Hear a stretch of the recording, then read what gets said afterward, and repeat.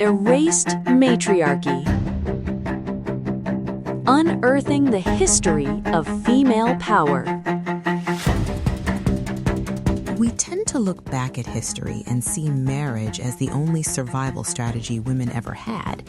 In movies, novels, even history books, the terrifying alternative to a husband is becoming a spinster, alone and powerless.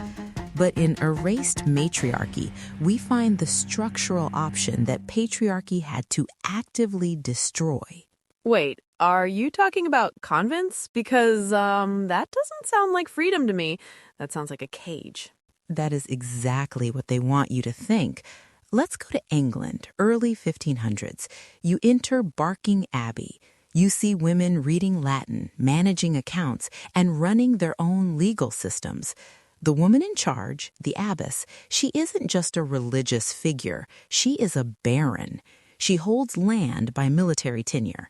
She answers to the king, sure, but she answers to no husband. A baron? Really? Yes. These institutions were power centers. They were the only socially acceptable escape hatch from the marriage market.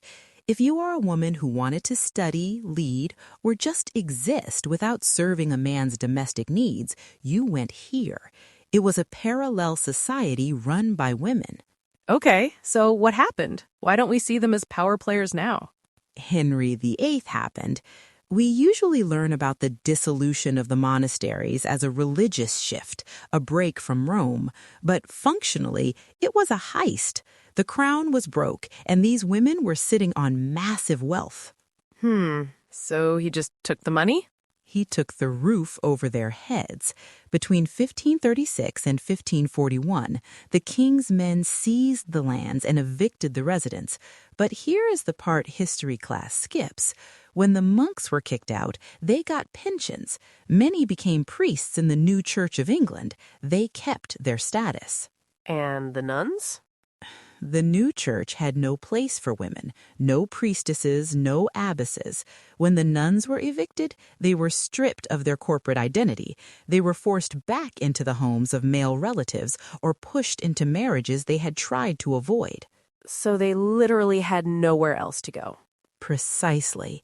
The state took away the only ladder to independence women had. This moment cemented the Protestant ideal that a woman's only vocation is to be a wife. We didn't just drift into a world where marriage was the default. The alternative was burned to the ground. Wow, that is depressing. It is revealing. It shows that domestic dependence wasn't inevitable. It was engineered. Ignite your muse with drops of inspiration. Search Musedrops.